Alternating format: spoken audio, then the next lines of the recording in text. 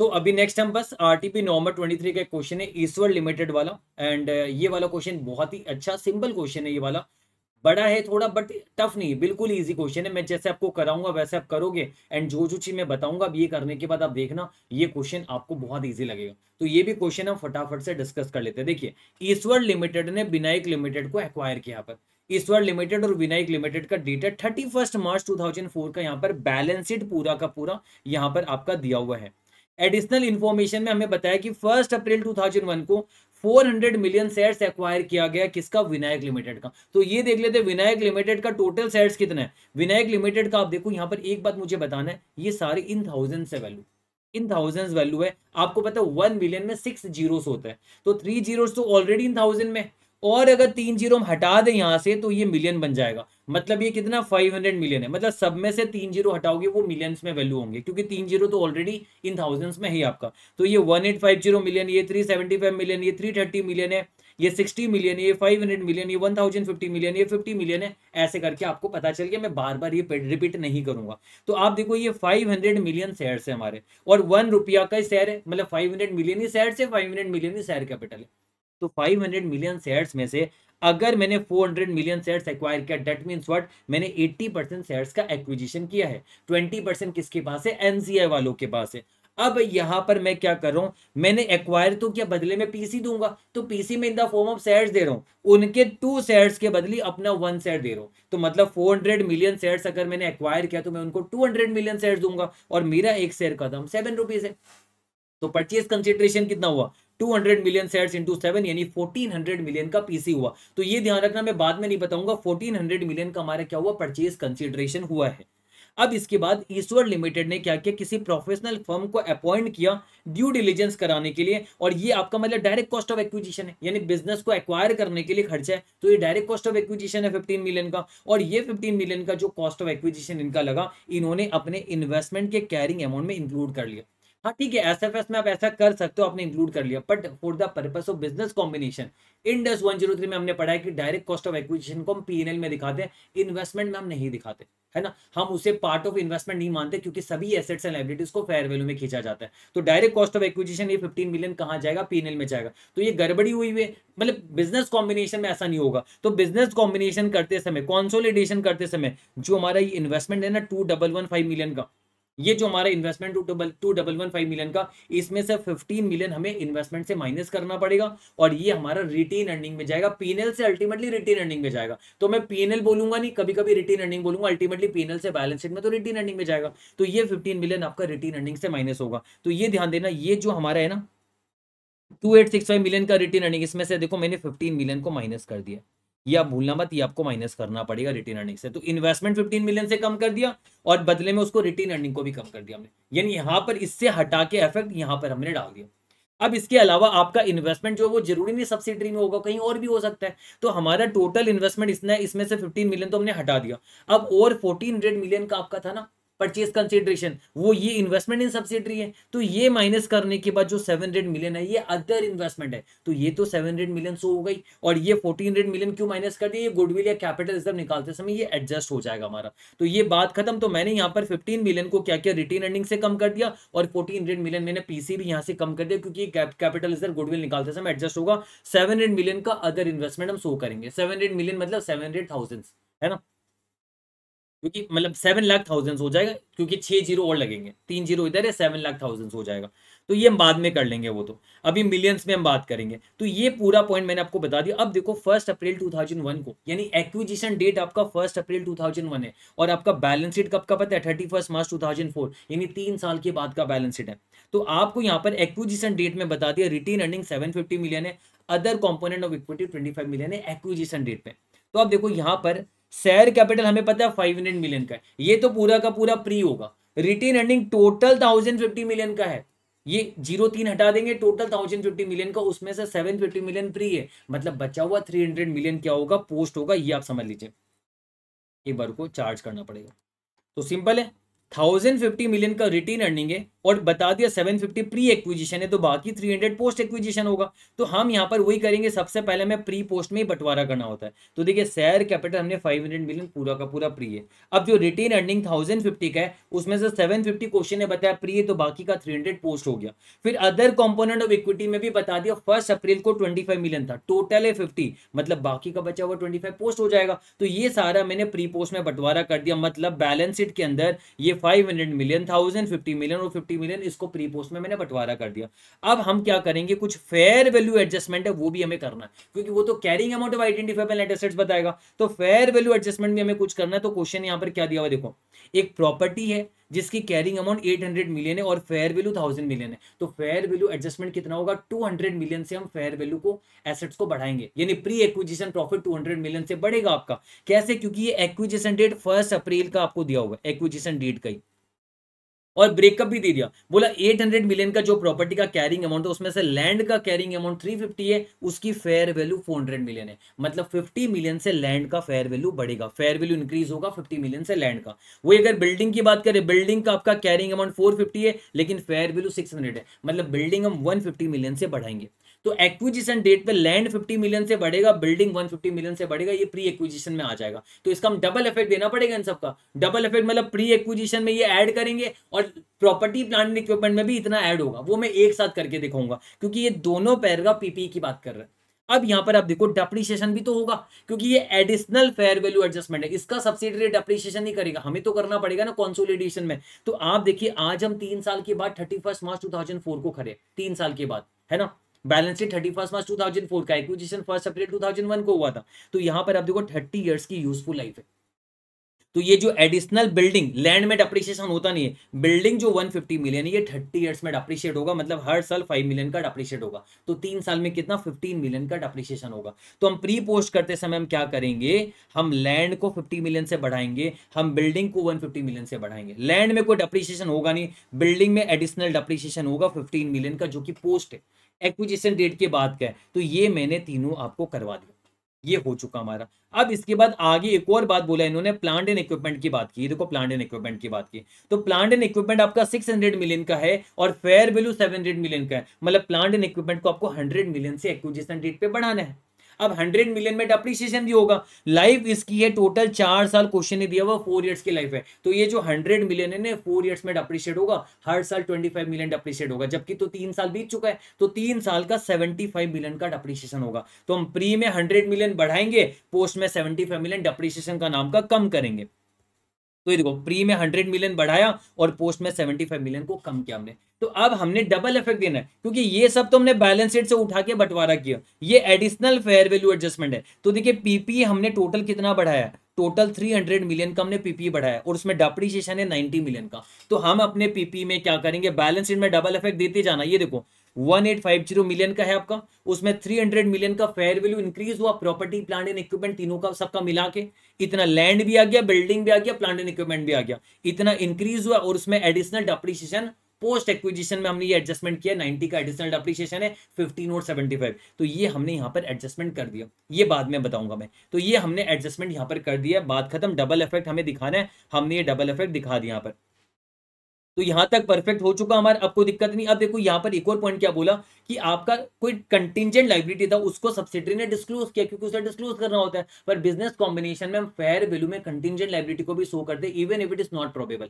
तो उसकी fair value 30 million दी हुई है एक्विजिशन डेट पे, तो एक्विजिशन डेट पे लायबिलिटी 30 मिलियन का दिखाना होगा और प्री एक्विजिशन प्रॉफिट फिर कम होगा, क्योंकि पीएनएल टू प्रोविजन बनेगा फॉर लायबिलिटी।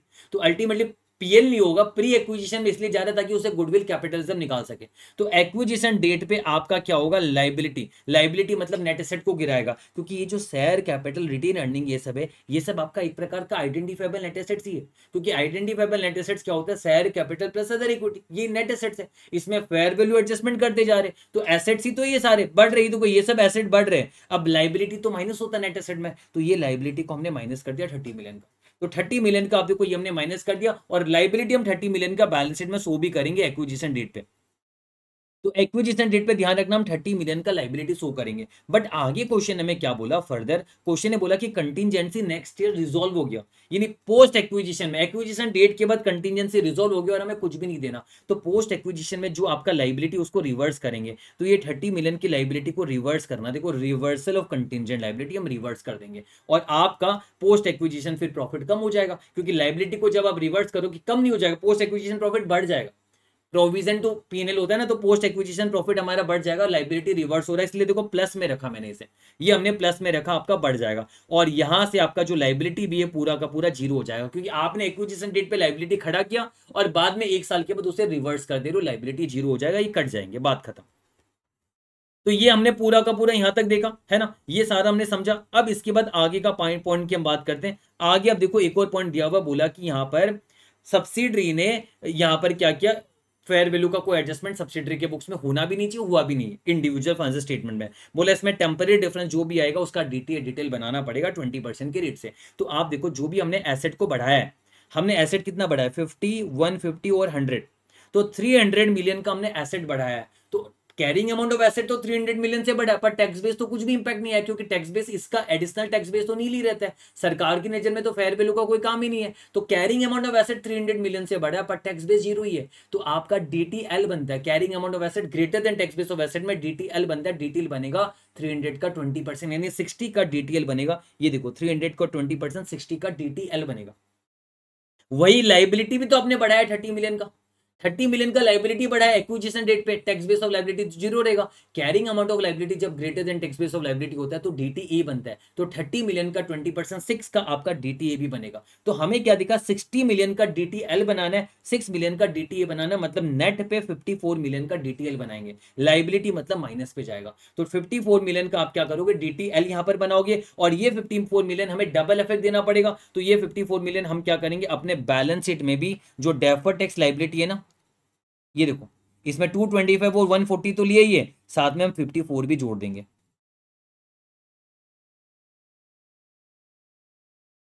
साथ में हम 54 भी जोड़ देंगे, लाइबिलिटी बढ़ जाएगा 54 से आपका।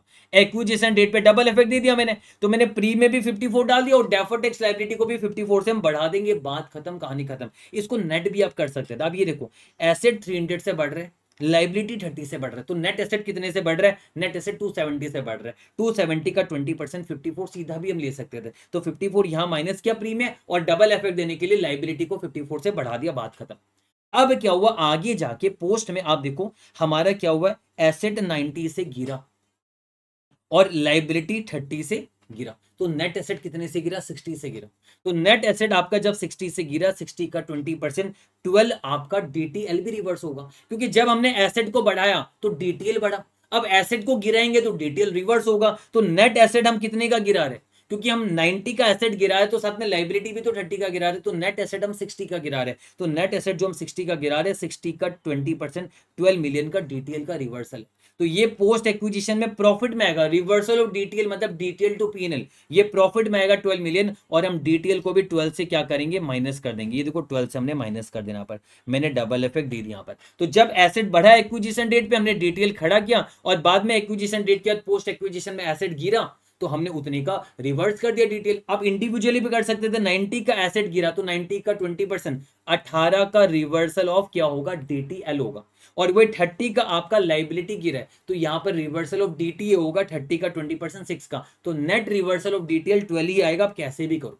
तो ये आपका आ चुका है यहाँ पर, इसका मैंने बैलेंस शीट में भी डबल इफेक्ट दे दिया। अब मैं आपको बता दूं, देखो 500 मैंने बैलेंस शीट से उठाया, ये भी बैलेंस शीट से उठाया, ये भी बैलेंस शीट से उठाया, क्योंकि टोटल 1050 और 50 था यहाँ पर, ये बैलेंस शीट से उठाया। ये जो सभी थे इसका मैंने डबल इफेक्ट बैलेंस शीट में 300 बढ़ाया और 90 माइनस भी कर दिया था, ये 30 आपस में कट के मर गए। ये मैंने डीटीएल में प्लस किया, ये फिर माइनस कर दिया। डबल इफेक्ट मैंने हर जगह दिया है, जो वहां पर भी किया, डबल इफेक्ट देना पड़ेगा, नहीं तो आपका एग्जाम में नहीं बनेगा, ये ध्यान रखना। तो मेरा एक्विजिशन डेट पे मेरा नेट एसेट इतने का है, पोस्ट एक्विजिशन मेरा रिजर्व इतने का।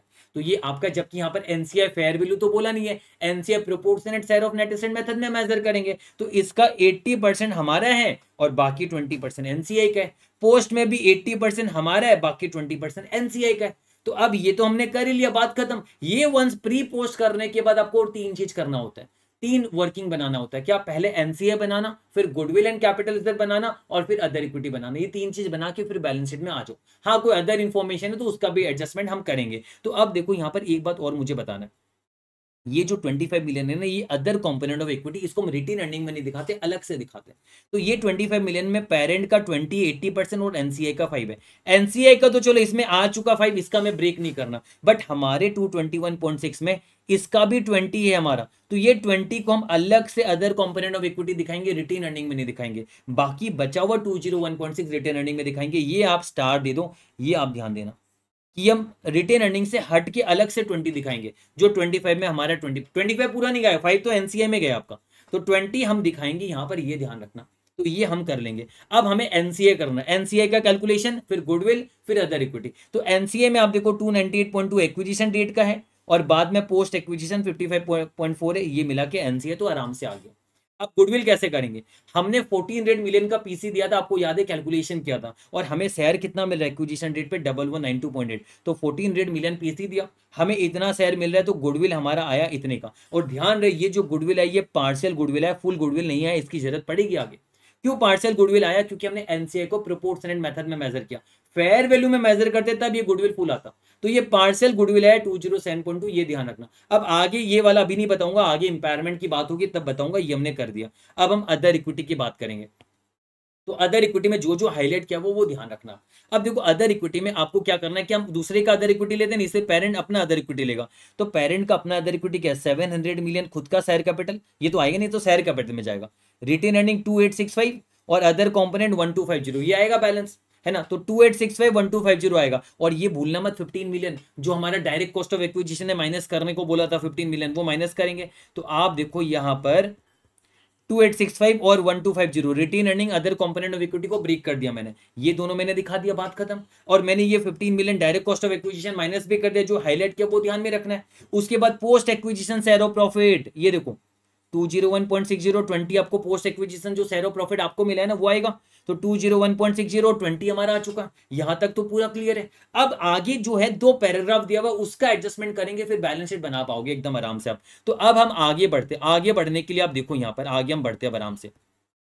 ये देखो आप आगे आपको इंपायरमेंट के बारे में बोला। 1 अप्रैल 2001 को एक्विजिशन डेट था, 31 मार्च 2002 31 मार्च 2003 को बोला कोई इंपायरमेंट नहीं हुआ, लेकिन 31 मार्च 2004 को ईश्वर लिमिटेड पेरेंट ने ये डिटरमाइन किया कि रिकवरेबल अमाउंट पूरा एंटायर जो नेट एसेट्स है विनायक लिमिटेड का, उसका रिकवरेबल अमाउंट 2000 मिलियन है। तो हमें कैरिंग अमाउंट पता होगा तभी तो हम करेंगे इंपायरमेंट लॉस निकालेंगे। रिकवरेबल अमाउंट तो 2000 है, एंटायरली पूरा का पूरा लार्जर सीजीयू समझो, पूरा एंटायर विनायक लिमिटेड का रिकवरेबल अमाउंट इतना है। आप मुझे बताइए कैरिंग अमाउंट कितना है? वो भी सीएफएस वाला कैरिंग अमाउंट ले रहे हैं, सब्सिडरी वाला का इंडिविजुअल वाले नहीं। हमारे सीएफएस में कैरिंग अमाउंट कितना है? तो भाई हमारे सीएफएस में तो कैरिंग अमाउंट ये प्री और पोस्ट मिला के यही तो नेट एसेट्स है। ये एक्विजिशन डेट नेट एसेट्स है विद फेयर वैल्यू एडजस्टमेंट, और ये पोस्ट एक्विजिशन है हमारा, बाकी डेप्रिसिएशन वगैरह सब इसमें एडजस्ट दे दिया। तो ये दोनों ही तो हमारे carrying amount of identifiable net assets है। तो ये दोनों को प्लस करो। और एक और चीज, गुडविल भी आपका नेट एसेट्स का हिस्सा होता है, तो ये दोनों प्लस आपका जो गुडविल आया था 207.2, ये तीनों को आप लेंगे, वो carrying amount of net assets आएगा। पर रुको, रिकवरेबल अमाउंट पूरा है तो आपको कैरिंग अमाउंट भी पूरा लेना पड़ेगा, लेकिन ये 207.2 हम नहीं ले सकते। क्यों? क्योंकि इसमें से पेरेंट का गुडविल है, आपको फुल गुडविल निकालना पड़ेगा, जैसे इंडेक्स 36 में भी हम करते थे। इंडेक्स 36 का एक क्वेश्चन इलस्ट्रेशन 11 आई थिंक, वैसे यहां पर करना पड़ेगा। तो 207.2 तो जो है वो सिर्फ 80% पेरेंट का गुडविल का है ये। फुल गुडविल कितना होगा? इसको डिवाइड बाई 80% कर दो तो आपका 259 आएगा। तो हम 259 लेंगे यहां पर फुल गुडविल के हिसाब से। तो आप देखो कैरिंग अमाउंट हम क्या लेंगे, जो आपका acquisition date identifiable net assets है, पोस्ट एक्विजिशन रिजर्व, और प्लस देखो 259 लिया मैंने, 207.2 को 80% से डिवाइड करके फुल गुडविल लेना आपको। तो आपका आया 2027, ये एंटायर कैरिंग अमाउंट आया विनायक लिमिटेड का, और रिकवरेबल अमाउंट है 2000, तो इंपायरमेंट लॉस है 27। तो इंपायरमेंट लॉस 27 है, ये तो पूरा का पूरा है, ये तो पेरेंट और सब्सिडरी में बटना चाहिए, सॉरी पेरेंट और एनसीए में बटना चाहिए 80% 20%, क्योंकि हमने गुडविल भी फुल लिया यहाँ पर, तो ऑब्वियस सी बात है बढ़ना चाहिए। तो पेरेंट का इसमें कितना होगा? 80% होगा, 21.60 इंपायरमेंट लॉस, और एनसीआई का बचा हुआ होगा, लेकिन एनसीआई का दिखाने नहीं, क्योंकि एनसीआई तो बस नॉस्टली हमने यहाँ पर लिया, एनसीआई का तो गुडविल ऐसे भी बुक्स में शो नहीं हो रहा, तो उसका कुछ ट्रीटमेंट भी नहीं है।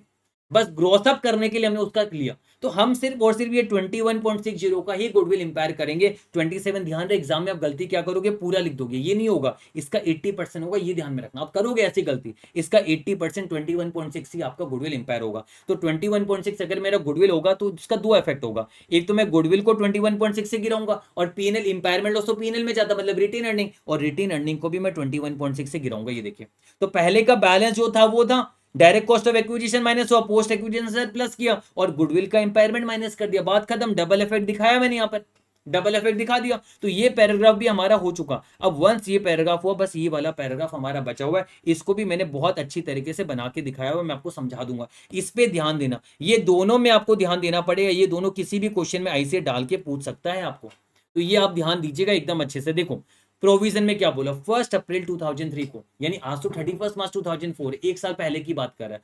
1 अप्रैल 2003 को ईश्वर लिमिटेड ने नॉन करंट एसेट कंस्ट्रक्ट किया जिसकी लाइफ है 20 ईयर्स।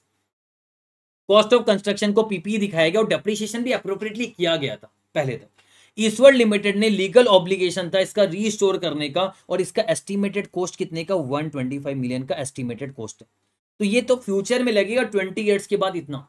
हम इसका प्रेजेंट वैल्यू में दिखाते हैं, डिस्काउंट रेट 6% है, जिसकी पीवी फैक्टर दी हुई है 31.2 पैसा, मतलब 0.312। तो देखा जाए तो हमें 125 मिलियन ही, इसका 0.312, हमें 39 मिलियन दिखाना चाहिए प्रोविजन। 39 मिलियन का प्रोविजन दिखाएंगे, और इतना ही 39 मिलियन पीपी में भी हम इंक्लूड करेंगे। तो 1 अप्रैल 2003 को हमारी एंट्री क्या होनी चाहिए नियम से, पीपी को इतना से बढ़ाओ और प्रोविजन 39 मिलियन का दिखाओ। बट इन्होंने क्या गड़बड़ी किया पता है, डायरेक्टर्स ने क्या किया, प्रोविजन बना दिया 6.25 मिलियन का, और इन्होंने सीधा 125 को डिवाइड बाय 20 करके 6.25 मिलियन का प्रोविजन बनाया। बताइए सही किया, नहीं किया, गलत किया। तो उसका रिवर्स करो, पहले जो गलती की उस गुनाह की सजा मिलेगी, मतलब रिवर्स करो, रेक्टिफाई करो। कैसे रेक्टिफाई करेंगे, प्रोविजन को रिवर्स करो। पहले पीनल टू प्रोविजन क्या होगा, प्रोविजन टू पीनल करो। तो प्रोविजन टू पीनल हम कैसे करेंगे, हमारा जो प्रोविजन बैलेंस शीट में 6.25 मिलियन का बना हुआ है, ये देखो, इसको हमें हटाना पड़ेगा, इसको काटना पड़ेगा। 6.25 का जो प्रोविजन बना हुआ है, ये 6.25 माइनस होगा आपका, ये आपका कट जाएगा, है ना, ये हटाना पड़ेगा आपको। तो हम प्रोविजन को 6.25 से कम करेंगे, डबल इफेक्ट देना है। प्रोविजन को 6.25 से कम करो और पीएनएल को बढ़ाओ, रिटेन अर्निंग को बढ़ाओ। तो मैंने प्रोविजन को काट दिया और मैंने रिटेन अर्निंग को बढ़ा दिया। ये देखो, रिटेन अर्निंग को मैंने बढ़ा दिया, प्लस कर दिया, प्लस करना ये ध्यान रखना, ये हमने रिटेन अर्निंग को प्लस करके बढ़ा दिया। यहाँ पर डबल इफेक्ट हो गया, मतलब हमने रिटेन अर्निंग को बढ़ा दिया और प्रोविजन को खत्म कर दिया, लाइबिलिटी को डिस्चार्ज बता दिया, उसको खत्म कर दिया। अब एग्जैक्टली हमें जो करना है वो हम करेंगे। अब एग्जैक्टली हमें क्या करना है, हमें एग्जैक्टली 1 अप्रैल 2003 को, आज 31 मार्च 2004 है, 1 अप्रैल 2003 को पीपी बनाना है 39 मिलियन का, और प्रोविजन भी दिखाना है 39 मिलियन का। पीपी दिखाना है 39 मिलियन का, प्रोविजन दिखाना है 39 मिलियन का, बात खत्म। अब ईयर एंड पे इस पीपी में डेप्रिसिएशन भी होगा, क्योंकि उन्होंने तो डेप्रिसिएशन, ये इस वाले पे तो डेप्रिसिएशन किया ही नहीं, 39 मिलियन ये तो दिखाया नहीं, तो डेप्रिसिएशन बाकी में डेप्रिसिएशन किया, पर ये 39 जो रीस्टोरेशन वाला पीपी में कैपिटलाइज हो रहा है, इस पार्ट में डेप्रिसिएशन ही हुआ है, तो ये 20 ईयर्स में डेप्रिसिएशन होगा। तो 39 मिलियन 20 ईयर्स में डेप्रिसिएशन होगा, तो एंट्री क्या होगी, depreciation to PP 1.95, 39 divide by 20 years, ये हमने करना है। और ये जो प्रोविजन बनाया है इस पे डिस्काउंट एंड वेंडिंग होगा हर साल, तो 6% की रेट से 39 का 6%, यानी 2.34 का डिस्काउंट एंड वेंडिंग होगा टू प्रोविजन, ये प्रोविजन को बढ़ाएगा। तो ये 3 एंट्री अगर आप बना लेते हो, समझा, ये आप समझना आपको एकदम अच्छे से, मतलब हमने एक तो प्रोविजन को रिवर्स कर दिया, उसका इफेक्ट मैंने बता भी दिया। अब हमारा ये 3 इफेक्ट जा रहा है, PP two provision 39 million, PP में डेप्रिसिएशन होगा 1.95 का, और प्रोविजन में डिस्काउंट अनवाइंडिंग होगा। तो इसका ओवरऑल इफेक्ट अगर आप देखोगे, पीपी अब 39 मिलियन से 1 अप्रैल 2003 को बढ़ाओगे, और 31 मार्च में इतना डेप्रिशिएट भी करो पीपी को, तो पीपी का नेट इफेक्ट क्या आएगा, 39 माइनस 1.95 करोगे, अल्टीमेटली नेट आपका 31 मार्च 2004 का नेट इफेक्ट में बता रहा हूँ, उस दिन आपका बैलेंस शीट डेट पे पीपी आपका इतना से नेट डेबिट होना चाहिए। ये आया कैसे वो भी बता देता हूँ, ये आपका है 39 माइनस 1.95, और आपका पीएनएल अल्टीमेटली डेबिट कितना होगा। देखो पीएनएल अगर मैं बात करूं, एक डिस्काउंट एंड वेंडिंग भी पीएनएल में चार्ज हो रहा है, डेप्रिसिएशन भी पीएनएल में डेबिट हो रहा है, चार्ज हो रहा है, ये दोनों मिला के ये आ गया आपका 2.34 प्लस 1.95, तो पीएनएल हमारा इतने से डेबिट होगा। और उसके बाद हमारा ये होने के बाद हमारा अब क्या है, प्रोविजन। देखो प्रोविजन हमने पहले 39 का बनाया और प्रोविजन हम 2.34 का बना रहे, तो दोनों मिला के 41.34 का आपका प्रोविजन बन रहा है, 39 प्लस 2.34 का। तो हमारा अल्टीमेटली ये इफेक्ट अगर मैं बैलेंस शीट में दिखा तो मेरा काम हो गया। तो मैंने क्या किया, पीपी में देखो 37.05 का मुझे इफेक्ट दिखाना है पीपी में। तो आप देखो मैंने 39 और 1.95 ये दोनों मिला के 37.05 का मैंने इफेक्ट पीपी में दिखा दिया। अब प्रोविजन में मुझे इफेक्ट दिखाना, वही ये देखो प्रोविजन में मेरा ये इफेक्ट आया था, मैंने ये भी दिखा दिया 39 और 2.34 41.34 का इफेक्ट दिखा दिया। अब जो पीएनएल में चार्ज होगा दो फिगर 2.34 1.95 ये रिटेन अर्निंग में कर दो। तो रिटेन अर्निंग में मैंने ये भी कर दिया, ये देखो ये भी आपको 2.34 और 1.95 मिलियन, यही आपको ध्यान देना। देखो ये तीनों में आप स्टार दो, ये तीनों में आप स्टार दो, इसमें आपको ध्यान देना है और ये आपका आराम से आ जाएगा। बस ये दो इफेक्ट डालना है आपको। क्या क्या इफेक्ट डालना है, एक तो प्रोविजन टू पीएनएल मतलब प्रोविजन टू रिटेन अर्निंग, और एक आपको ये इफेक्ट डालना है। ये इफेक्ट डालते ही आपका बैलेंस शीट बन जाएगा। अब ये कर लिया ना, बैलेंस शीट बन जाएगा। मैं फिर से रिकैप दे दे रहा हूं, मुझे सबसे पहले क्या करना है, मुझे सबसे पहले प्री पोस्ट में बंटवारा करना है। फेयर वैल्यू एडजस्टमेंट जो जो करूंगा उसका कॉरेस्पॉन्डिंग इफेक्ट बैलेंस शीट में भी लिखते जाऊंगा, डालते जाऊंगा मैं। ये मैंने कर दिया। डेफर टैक्स में भी आपको ध्यान देना है, यहाँ पर डेफर टैक्स का भी मैंने एडजस्टमेंट किया। वंस प्री पोस्ट किया फिर मैं एनसीए निकाल लूंगा, दोनों का टोटल करके कर लिया। गुडविल भी मैं आराम से निकाल लूंगा, यहाँ पर पीसी कितना दिया और हमारा कितना हक मिला, गुडविल भी मैंने निकाल लिया और मैंने अदर इक्विटी भी कर लिया। ये करने के बाद अब दो पैराग्राफ था, गुडविल इंपायरमेंट। गुडविल इंपायरमेंट ये देखो 21.6 हमने पता किया और हमने यहां पर भी माइनस किया। फिर आपका बचा था प्रोविजन। तो प्रोविजन जो गलत गुना किया था वो 6.25 प्रोविजन को हटाओ और यहां पर प्लस करो। और फिर बाद में जो आपका असली में जो होना चाहिए इफेक्ट, वो ये इफेक्ट जो है, ये इफेक्ट मैंने क्या किया, जहां जहां रेस्पेक्टिवली डालना है वहां इफेक्ट को मैंने डाला, बात खत्म। और ये अदर कंपोनेंट ऑफ इक्विटी में 20 जो है वो तो समझ में आ गया होगा, ये वाला आ गया यहाँ पर आपका, वो तो बता ही दिया था मैंने। तो ऐसे करके बैलेंस आ गया। अब मुझे क्या करना पता है, अब मुझे बैलेंस शीट बनाना है, आराम से बन जाएगा। बस बैलेंस शीट को मैं प्लस करते जाऊंगा। बस मुझे कुछ कुछ आइटम वर्किंग नोट से उठाना है। ध्यान रहे कौन सा जो मैंने निकाला था, एनसीए वर्किंग नोट में एनसीए वर्किंग नोट से उठाऊंगा, गुडविल वर्किंग नोट से उठाऊंगा, अदर इक्विटी में जो रिटेन अर्निंग और अदर कंपोनेंट ऑफ इक्विटी वो भी वर्किंग नोट से उठाऊंगा। बाकी बैलेंस शीट से बनते जाएगा। तो अब बैलेंस शीट से कैसे बनाना मैं आपको दिखा देता हूं। देखो ये क्वेश्चन है आपका, बैलेंस शीट से कैसे बनेगा। पीपी जो है आपका 2620 ईश्वर का खुद का है और इधर आपका 2097.05 आ रहा है। 1850 था, उसमें मैंने ये ऐड किया, माइनस डेप्रिसिएशन किया और ये आपका एडिशनल जो प्रोविजन का ऐड हुआ था। तो ये दोनों मिला कि आपका 4717.05 मिलियन है। ये मैं दिखा दूंगा, बात खत्म।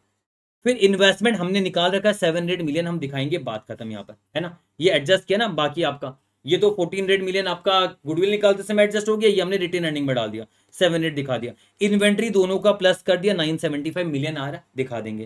ट्रेड रिसीवर्स भी दोनों का प्लस करके दिखा देंगे। कैश एंड कैश इक्विवेलेंट भी दोनों का प्लस करके दिखाना, बात खत्म। शेयर कैपिटल खाली खुद का आएगा 7 लाख, अपना खुद का आएगा, इन लोगों का तो हमने बंटवारा किया। रिटेन अर्निंग वर्किंग नोट से लेना है, other component of equity working note से लेना है, एनसीआई वर्किंग नोट से लेना है, बात खत्म। फिर प्रोविजन में हम क्या करेंगे, 6.25 को तो काट के फेंक दिया था, काट ही दिया था। ये जो 39 मिलियन और प्लस डिस्काउंट अनवाइंडिंग वाला 41.34 आपका प्रोविजन में आएगा। लॉन्ग टर्म बोरिंग दोनों का प्लस कर दो। डेफर टैक्स भी दोनों का प्लस किया, लेकिन ये 54 और 12 का जो इफेक्ट डाला था ना प्री और पोस्ट में, वो हमने एडजस्ट करके 407 मिलियन आ गया। ट्रेड एंड अदर पेएबल भी प्लस कर दिया, शॉर्ट टर्म बोरिंग भी प्लस कर दिया, बात खत्म, बैलेंस शीट बन जाएगा। बस ये ध्यान रखना, बैलेंस शीट बनाते समय मिलियन पे मत दिखाना, जबकि इन्होंने थाउजेंड्स पे दिखाया, हम भी थाउजेंड्स में दिखाएंगे। कैसे दिखाएंगे, जैसे ये मिलियन है तो इसको आप इंटू 1000 करना, सबको इंटू 1000, इसको इंटू 1000 करोगे मतलब 3 जीरो का फर्क है, तो 4717050 हो जाएगा। ये हो जाएगा 700000, ये 975000, ये 780000, ये 135000, ये 7 लाख, ये 3031960, ये 1270000, ये 3536000, पॉइंट के बाद 3 जीरो है, 41340, 863750, 407000, 550000, 27500, बात खत्म। तो आप एग्जाम में सर कैसे अप्रोच करें इस क्वेश्चन को, एग्जाम में क्या करना, एकदम सिंपल रखो दिमाग को। पहले प्री पोस्ट कर लिया, हाँ सर कर लिया, उसमें फेयर वैल्यू एडजस्टमेंट किया, उसका कॉरेस्पॉन्डिंग इफेक्ट बैलेंस शीट में जैसे मैं दिखाते गया था, पीपी में मैंने एडजस्टमेंट किया, मैंने डीटीएल में भी एडजस्टमेंट किया, वो दिखाते गया। उसके बाद प्री पोस्ट हो गया, उसका बंटवारा कर दिया हमने। फिर एनसीआई निकाला, एनसीआई आराम से निकल गया, गुडविल भी निकाल लिया और अदर इक्विटी में भी डाल दिया। फिर इंपायरमेंट ऑफ गुडविल का इफेक्ट हमने ग्रॉसिंग लेके वो करके इंपायरमेंट ऑफ गुडविल हमने माइनस किया, रिटेन अर्निंग से माइनस किया। फिर बचा था प्रोविजन, प्रोविजन का रिवर्सल हुआ, वो रिटेन अर्निंग में प्लस हुआ, प्रोविजन को उड़ाया। अब जो वाकई में होना चाहिए उतना पीपी को बढ़ा दिया, प्रोविजन जितना उतना प्रोविजन को बढ़ा दिया, और रिटेन अर्निंग में जितना माइनस होना चाहिए उतना दिखा दिया। ये तीन इफेक्ट जो है, ये तीन इफेक्ट हमने दिखा दिया यहाँ पर। ये दिखाने के बाद फिर होले होले बैलेंस शीट बनाओ। देखो मैंने बैलेंस शीट भी बना के रखा हुआ है, ये मैंने वर्किंग यहाँ पर इंपायरमेंट ऑफ गुडविल का भी दिखा के रखा है, ये देखो प्रोविजन फॉर डीकमिशनिंग पीपी का भी दिखा के रहा, आप चाहो तो ये बना सकते हो अगर आपके पास टाइम है, अदरवाइज आप सीधा बैलेंस शीट में आना। देखो गुडविल ये कहाँ से आया, ये वर्किंग नोट से आया हमारा, है ना, ये देखो 185,600 ये हमारा वर्किंग नोट से आया आफ्टर इंपेयरमेंट ऑफ गुडविल, ये वर्किंग नोट से। पीपी हमने दोनों का प्लस किया, इन्वेस्टमेंट हमारा 700 आया था, इन्वेंट्री दोनों का प्लस किया, trade receivers cash and cash equivalent दोनों का प्लस कर दिया, शेयर कैपिटल खाली खुद का ले लिया, ये रिटेन अर्निंग जो है ये वर्किंग नोट से आया, अदर कंपोनेंट वर्किंग नोट से आया, एनसीए वर्किंग नोट से आया। ये चार ही चीज मेनली अदर इक्विटी, एनसीए और गुडविल कैपिटल रिजर्व ये वर्किंग नोट से आता है। फिर प्रोविजन हमने क्या किया, 39 जो था ना प्लस 2.34, और पुराना प्रोविजन तो राइट हो गया 41.34 आया। लॉन्ग टर्म बोरिंग प्लस किया, डेफर्ड टैक्स में हमने जो था पहले से उसमें हमने प्लस किया एक बार 54 और एक बार माइनस किया 12, और पहले से क्या था वो भी लिख देता हूं, पहले से क्या था हमारा 225 140,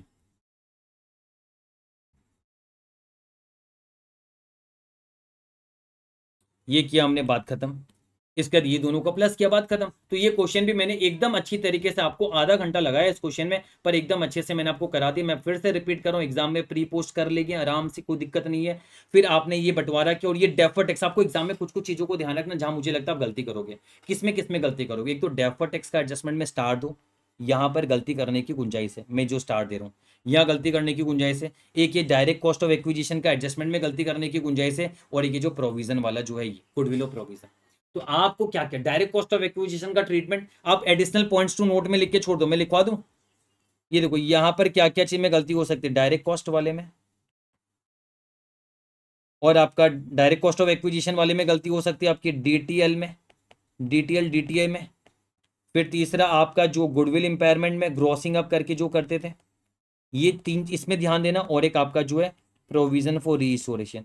ये चार चीज में अगर आप ध्यान दे दोगे तो आपको ये क्वेश्चन करने से कोई बाप नहीं रोक सकता। ये चार चीज बस यहाँ पर आपको ध्यान देना है, और ये क्वेश्चन बहुत सिंपल है, आराम से बैलेंस शीट वगैरह सब कुछ बन जाएगा। सो आई होप ये क्वेश्चन आपको पूरा अच्छे से क्लियर हो चुका है, नोट्स इसका टेलीग्राम में मिल ही जाएगा। और इसी के साथ हम ये क्वेश्चन को यहीं समाप्त करते हैं, आप इसी एक बार प्रैक्टिस करना, आराम से बनेगा आपका।